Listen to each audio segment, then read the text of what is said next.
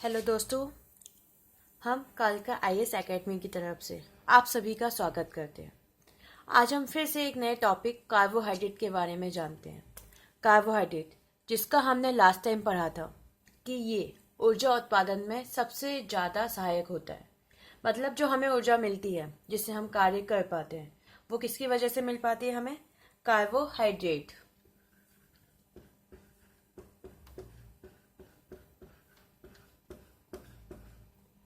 देखिए, हमने देखा है क्या है कार्बोहाइड्रेट, तो इसके बारे में हम पूरा जानते हैं कि है क्या, हम जो इसे पढ़ते हैं और क्या इसमें क्या क्या तत्व पाया जाता है।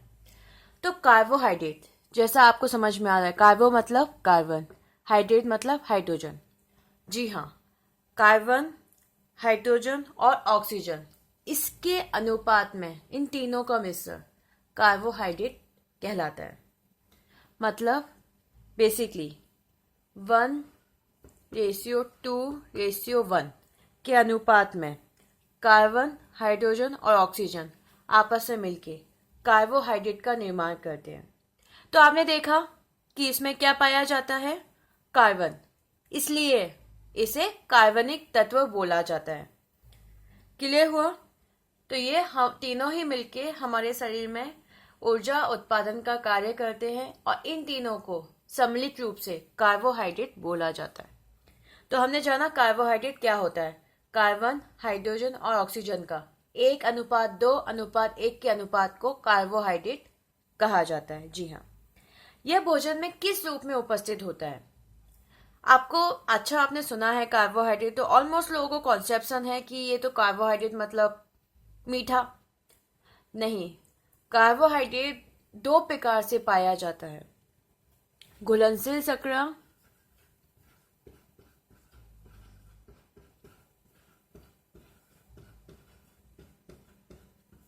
और अघुलनशील, जो कि घुलनशील के जस्ट विपरीत होती है, मंड। घुलनशील शर्करा और अघुलनशील मंड, ये दो प्रकार से कार्बोहाइड्रेट हमारे भोजन में पाया जाता है। घुलनशील शर्करा जो कि घुलनशील होती है, मतलब पानी में घुल जाती है। अघुलनशील मतलब जो कि घुलती नहीं है। ठीक है, तो ये दो प्रकार से पाया जाता है। यह दानेदार कण के रूप में होता है, यह कण के रूप में नहीं पाया जाता। ये मीठा होता है, ये बिल्कुल मीठा नहीं होता। तो क्लियर हुआ? वैसे कार्बोहाइड्रेट हमारे भोजन में दो प्रकार से पाया जाता है। हम आगे पढ़ेंगे कि ये दो प्रकार से कहाँ कहाँ कैसे हम लेते हैं। हमें तो पता ही नहीं था, हम तो सिर्फ सोचते थे कि ग्लूकोज मतलब कार्बोहाइड्रेट। नहीं, और भी तत्व पाए जाते हैं जो हमारे लिए आवश्यक होते हैं, वो भी कार्बोहाइड्रेट का हिस्सा है। एनीवे, ये तो हो गए भोजन में लेने वाले। वैसे कार्बोहाइड्रेट को कितने भागों में बांटा गया है? जो कार्बोहाइड्रेट होता है उसे हम कितने भागों में डिवाइड करते हैं? तो कार्बोहाइड्रेट को नॉर्मली अगर हम बात करें तो रासायनिक आधार पर 3 भागों में डिवाइड किया गया है। सबसे फर्स्ट आते हैं मोनोसैकेराइड्स।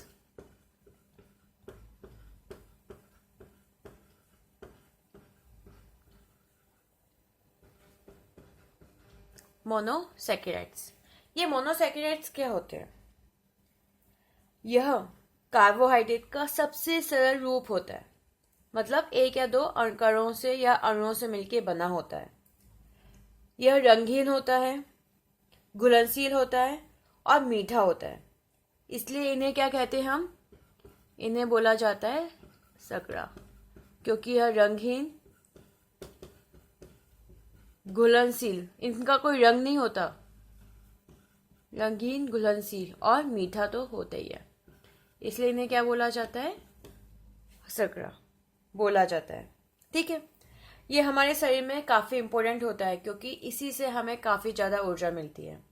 तो ये जो मोनोसैकेराइड्स होते हैं ये भी काफ़ी भागों में बटे हुए हैं, जो इम्पोर्टेंट हैं, जो हमारे एग्जाम में आ चुके हैं और हमारे एग्जाम में आ सकते हैं। कौन कौन से पाए जाते हैं?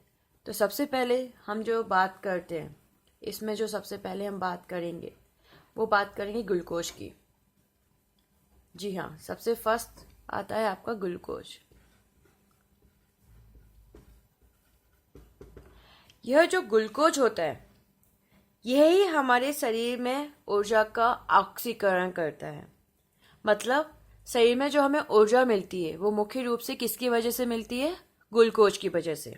इसलिए इसे ईंधन पदार्थ बोला जाता है।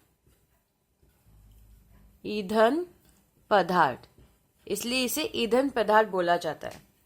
ठीक है, क्योंकि मुख्य रूप से जो ऊर्जा होती है वो हमें इसी के ऑक्सीकरण से मिलती है। क्लियर हुआ? ओके। मतलब इतने सारे कार्बोहाइड्रेट होते हैं वो इतने इंपॉर्टेंट नहीं होते हैं जितना हमें ग्लूकोज इंपॉर्टेंट होता है।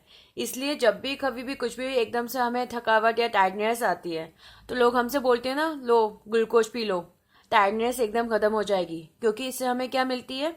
Instant energy. तो क्लियर हुआ? ओके। इसके अलावा ये हमारे रुधिर में, रुधिर मतलब रक्त में निश्चित मात्रा में पाया जाता है। मतलब 90 से 160 mg/VL इस मात्रा में निश्चित रूप से पाया ही जाता है। इसी वजह से इसका एक और नाम है रुधिर शर्करा।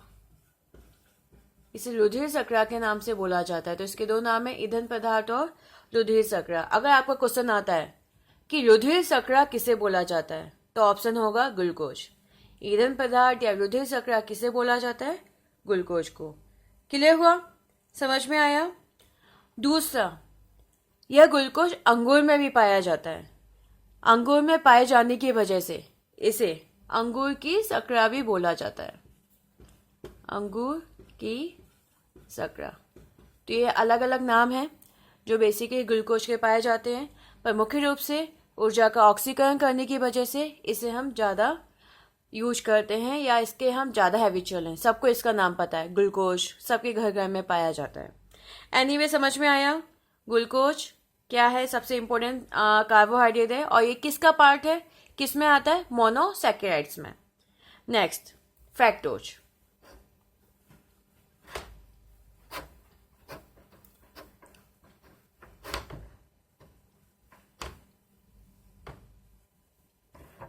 चलिए हम फ्रैक्टोज के बारे में जानेंगे।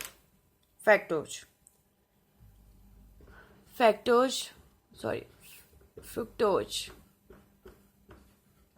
ये क्या होता है? यह सबसे मीठी प्राकृतिक शर्करा होती है। मतलब जो सबसे मीठा जो प्राकृतिक रूप से पाया जाता है वो यही रूप होता है। आपको पता है, जो मीठे फल होते हैं और शहद जो बहुत ज़्यादा मीठा होता है, शहद तो बहुत मीठा होता है, उसमें बेसिकली क्या पाया जाता है? फ्रुक्टोज ही पाया जाता है। इसी वजह से इसे फलों की शर्करा भी बोला जाता है। जो फल जितना मीठा होता है, आम वगैरह, आम खट्टे वाले नहीं, मीठे वाले आम और भी जितने फल होते हैं जो बहुत ज़्यादा मीठे होते हैं उसमें यही वाली शर्करा पाई जाती है। इसी वजह से इसका जो अन्य नाम होता है वो नाम है फलों की शर्करा। तो ये भी आपका किसका हिस्सा है? मोनोसैकेराइड्स का। क्लियर हुआ? आपको पता है जो डायबिटीज होती है, डायबिटीज को शर्करा दी जाती है, और शर्करा का नाम क्या है? जो डायबिटीज पेशेंट वालों को जो शर्करा दी जाती है वो आर्टिफिशियल बनी होती है, मतलब कृत्रिम रूप से। उस शर्करा का नाम होता है सैकरिन, जो कि फ्रुक्टोज से 235 गुना ज़्यादा मीठी होती है। पर यह मुख्य रूप से कृत्रिम रूप से बनी होती है, 235 गुना ज़्यादा मीठी होती है। जो आप ये ग्लूकोज खाते हैं उससे 235 गुना ज़्यादा मीठी होती है, परंतु इसके बावजूद भी इसे शर्करा का हिस्सा नहीं माना जाता। जो सैकरिन होती है वो शर्करा का हिस्सा में नहीं आता। ओके, तो क्लियर हुआ फ्रुक्टोज। इसके अलावा और कौन से होते हैं जो इसमें पाए जाते हैं? मेन रूप से ग्लूकोज और फ्रैक्टोज ही हैं जो सबसे ज़्यादा इंपॉर्टेंट है मोनोसैकेराइड्स के। इसके अलावा गैलेक्टोज और मैनोस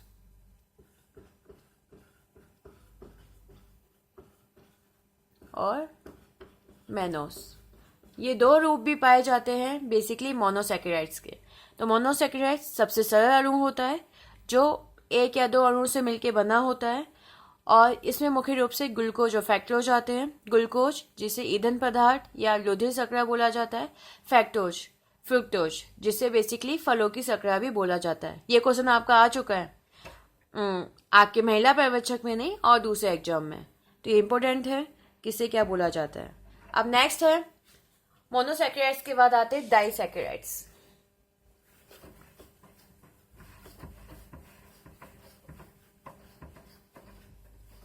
डाइसैकेराइड्स क्या होते हैं? जो मोनोसैकेराइड्स होते हैं, मोनोसैकेराइड्स आपस में मिलके, डाइसैकेराइड्स, एक में, जो मोनोसैकेराइड्स होते हैं, मोनोसैकेराइड्स आपस में मिलके जो अणु बनाते हैं, जो बंध बनाते हैं, तो ये आपस में मिलके क्या कहलाते हैं? डाइसैकेराइड्स, जिसमें मोनोसैकेराइड के दो या दो से ज्यादा अणु आपस में मिले होते हैं। और ये जिस बंधों से जुड़ते हैं उस बंध को क्या कहा जाता है? ग्लाइकोसिडिक बंध। जी हाँ, ये जो डाइसैकेराइड्स ऐसे नहीं बन जाते, ये आपस में जुड़े होते हैं, ज्वाइंट होता है। तो जिस बंध से जुड़े होते हैं उस बंध का नाम है ग्लाइकोसिडिक बंध। उस बंध का मुख्य रूप से जो नाम होता है वो होता है ग्लाइकोसिडिक बंध। इसी बंध के द्वारा जुड़ के मोनोसैकेराइड्स क्या कहलाते हैं? डाइसैकेराइड्स। क्लियर हुआ? ये क्या कैसे होते हैं? ये भी मीठे होते हैं और जल में घुलनशील होते हैं। ये भी 3 प्रकार से पाए जाते हैं: माल्टोज, सुक्रोज और लैक्टोज। जो माल्टोज और सुक्रोज है, ये दोनों किस में पाए जाते हैं? पादपों में। पादप मतलब पौधों में। माल्टोज और सुक्रोज, माल्टोज आपके अंकुरित अनाज, जौ, इनमें पाया जाता है, और सुक्रोज ये आपका पाया जाता है गन्ने में, जबकि लैक्टोज पाए जाते हैं जंतुओं में, स्पेशली दूध में। ये भी बेसिकली जल में घुलनशील होते हैं और मीठे होते हैं। तो डाइसैकेराइड्स मोनोसैकेराइड्स का ही रूप है जो मिलके बने होते हैं, ग्लाइकोसिडिक बंध से जुड़े होते हैं। ये भी 3 प्रकार से पाए जाते हैं: माल्टोज, सुक्रोज और लैक्टोज। माल्टोज और सुक्रोज दोनों ही आपके पादपों में पाए जाते हैं, पौधों में पाए जाते हैं। माल्टोज अंकुरित अनाजों में पाया जाता है, जबकि सुक्रोज गन्ने में पाया जाता है, जबकि लैक्टोज दूध में पाया जाता है। आपको पता है सबसे ज्यादा लैक्टोज किस में होता है? उन महिलाओं में जो बच्चों को दूध पिलाती हैं, या दूध देने वाली जो माताएं होती हैं जो दूध पिलाती हैं, धाती महिलाएं, उन महिलाओं में लैक्टोज की मात्रा सबसे ज्यादा पाई जाती है। सबसे ज्यादा उन्हीं महिलाओं में पाई जाती है। सबसे ज्यादा परसेंटेज उन्हीं महिलाओं का रहता है दूध में लैक्टोज की मात्रा। ये क्वेश्चन भी आ चुका है। एनीवे, क्लियर हुआ? डाइसैकेराइड्स भी 3 प्रकार के होते हैं: माल्टोज, सुक्रोज और लैक्टोज। इसके बाद नेक्स्ट आते हैं पॉलीसैकेराइड्स। जो नेक्स्ट आते हैं पॉलीसैकेराइड्स, तो हम पॉलीसैकेराइड्स का पढ़ेंगे, ये क्या होते हैं, कैसे होते हैं। जो आपके मोनोसैकेराइड्स होते हैं, जब वो सैकड़ों की संख्या में आपस में जुड़े होते हैं। पॉलीसैकेराइड्स क्या होते हैं? जो वो सैकड़ों की संख्या में आपस में जुड़े होते हैं, तब ये मिलके पॉलीसैकेराइड्स बनाते हैं। ये बेसिकली किस प्रकार के होते हैं? मतलब बेसिकली ये मोनोसैकेराइड्स के बहुत लंबी लंबी श्रृंखलाएं होती हैं, तभी इसे पॉली नाम दिया गया है। यह अघुलनशील होते हैं। अब ये घुलनशील, असकरा और अघुलनशील, असकरा और घुलनशील रूप में पाए जाते हैं। ये कहाँ पर कैसे पाए जाते हैं, कहाँ रहते हैं, कैसे रहते हैं? ये बेसिकली ग्लाइकोजन के रूप में, यकृत, लीवर में रहते हैं ग्लाइकोजन के रूप में। दूसरा, स्टार्च के रूप में, आलू, शकरकंदी, इनमें पाया जाता है स्टार्च के रूप में। तीसरा, सेलुलोज, कपास वगैरह के रूप में। तभी तो बोला जाता है कपड़ा किससे बना होता है? कार्बोहाइड्रेट, क्योंकि सेलुलोज जो पाया जाता है वो कपास में पाया जाता है। इसी वजह से कहीं ना कहीं कपड़ा जो होता है वो भी कार्बोहाइड्रेट से ही बना होता है। तो सेलुलोज जो कि पृथ्वी पर सबसे अधिक पाया जाने वाला कार्बनिक यौगिक और पॉलीसैकेराइड्स है। जी हाँ, सबसे अधिक पृथ्वी पर पाया जाने वाला कार्बनिक यौगिक, क्योंकि मैंने आपको बताया है कार्बोहाइड्रेट में कार्बन होता है, तो उसमें पाया जाने वाला कार्बनिक यौगिक सेलुलोज होता है, जो सबसे ज्यादा पाया जाता है, जैसे कपास वगैरह। और ये भी अघुलनशील और असकरा होते हैं। डेफिनेटली कपास को टेस्ट करने पे कभी मीठा स्वाद तो नहीं आता, इसलिए। क्लियर हुआ? तो पॉलीसैकेराइड्स ये असक्रिय अघुलनशील होते हैं जो कि ग्लाइकोजन के रूप में यकृत में जमा रहते हैं, या फिर स्टार्च के रूप में आलू में, या फिर सेलुलोज के रूप में कपास वगैरह में पाए जाते हैं। तो ये क्लियर हुआ? हमारे जो बेसिकली पाए जाते हैं कार्बोहाइड्रेट वो कितने प्रकार के पाए जाते हैं? 3 प्रकार के पाए जाते हैं, मोनोसैकेराइड्स, डाइसैकेराइड्स और पॉलीसैकेराइड्स। इनके आपने डिफ्रेंसिएशन भी देख लिए, और मैंने आपको पहले ही बता चुकी हूँ जो कार्बोहाइड्रेट है वो हमारे भोजन में उसकी मात्रा 65% तक रहती है। एनीवे, हम देखते हैं कि इनके कार्य क्या होते हैं। बेसिकली कार्बोहाइड्रेट के मुख्य कार्य होता क्या है? तो सबसे फर्स्ट काम तो है एनर्जी, ईंधन। ईंधन का कार्य मतलब जो पेट्रोल होती है, गाड़ी के पेट्रोल, वो बेसिकली हमारे शरीर के लिए कार्बोहाइड्रेट से ही मिलती है। तो इनका मुख्य कार्य होता है ग्लूकोज के रूप में ऊर्जा उत्पादन के लिए। दूसरा, ये स्टार्च के रूप में संचित ईंधन का कार्य करते हैं। आपको पता है जो ग्लाइकोजन में संचित रहता है वो हमारा कार्बोहाइड्रेट होता है, जो कि मेनली आधे दिन तक काम करता है। अगर हम आधे दिन तक खाना पीना ना खाएं, तब तक जो काम होता है, जो एनर्जी हमें मिलती रहती है, वो ग्लाइकोजन से ही मिलती है। पर आधे दिन में ही एनर्जी टाइट फिस हो जाती है। फिर हमें जो एनर्जी मिलती है वो किससे मिलती है? बसा से। उससे जो हमें एनर्जी होती है। एनीवे, जो हम बसा पढ़ेंगे तो उसमें भी ये चीज क्लियर हो जाएगी। तो ये संचित ईंधन के रूप में, स्टार्च के रूप में काम करता है। और ये जो संचित ईंधन है उसे उसके संचित ईंधन के रूप में हमें टाइम टाइम पे काम करता रहता है। इसके अलावा ये आरएनए और डीएनए के घटक भी होते हैं। जो आपके मोनोसैकेराइड्स है, इसमें थोड़ा सा मैं बताना भूल गई, जो मोनोसैकेराइड्स है आपके, मोनोसैकेराइड्स में राइबोस और डीऑक्सीराइबोस, ये दोनों मोनोसैकेराइड्स के एग्जाम्पल हैं। डीऑक्सीराइबोस, राइबोस आरएनए का घटक होता है और डीऑक्सीराइबोस डीएनए का घटक होता है। मतलब मैंने आपको जो बताया था अनुवांशिकी, वो बेसिकली जो हमें मिलती है वो कार्बोहाइड्रेट से ही मिलती है। ये डीएनए और आरएनए दोनों के घटक के रूप में भी कार्य करते हैं, जो इसका सबसे इम्पोर्टेंट कार्य बताया जाता है। ठीक है, मेनली। और इसके अलावा ये कोशिका भित्ति बनाने का काम करते हैं। जो सेलुलोज होता है वो पादपों में कोशिका भित्ति बनाता है। पादप मतलब पौधों में कोशिका भित्ति बनाने का काम भी सेलुलोज ही करता है। क्लियर हुआ? समझ में आया कहाँ से क्या होता है? और हमारे भोजन में इसकी मात्रा कितनी होती है? 65%। क्लियर हुआ? एनीवे, इसका आपको समझ में आया कार्बोहाइड्रेट क्या होते हैं? कार्बन, हाइड्रोजन, ऑक्सीजन उनसे मिलके बने होते हैं। कितने प्रकार के होते हैं? इनके मुख्य कार्य क्या होते हैं कार्बोहाइड्रेट्स के? तो अभी आपको समझ में आया कि हमें जो मेनली एनर्जी मिलती है वो किसकी वजह से मिलती है? कार्बोहाइड्रेट की वजह से। एनीवे दोस्तों, अगर ये आपको पसंद आया तो डेफिनेटली कमेंट्स कीजिएगा और लाइक कीजिएगा। और दूसरी बात, जैसा मैंने पहले आपको बताया था, अगर आप व्हाट्सएप पे जुड़ना चाहते हैं तो हमारा नंबर दिया हुआ है, जिसके थ्रू हम आपको समय समय पर काफ़ी सारे अपडेट भेजेंगे और काफ़ी इंपॉर्टेंट नोट्स भी फॉरवर्ड करते रहेंगे। तो नंबर आप नोट कर लीजिएगा 7999123381, 7999123381। इस नंबर पे आप हमें अपना नाम लिख के फॉरवर्ड कर सकते हैं, जिसे हम ऐड कर लेंगे और आपको समय समय पे काफ़ी सारी इंपॉर्टेंट इन्फॉर्मेशन मिलती रहेगी व्हाट्सएप नंबर पे। एनीवे, आपको कैसा लगा वीडियो जरूर कमेंट्स करके बताइएगा। एंड होपफुल आपके एग्जाम में ये हेल्पफुल भी रहेगा और आपको समझ में अच्छे से आया होगा कि एग्जैक्टली कार्बोहाइड्रेट क्या होते हैं, क्या इनके यूजेज होते हैं और ये कितने टाइप्स के होते हैं। Anyway, thank you.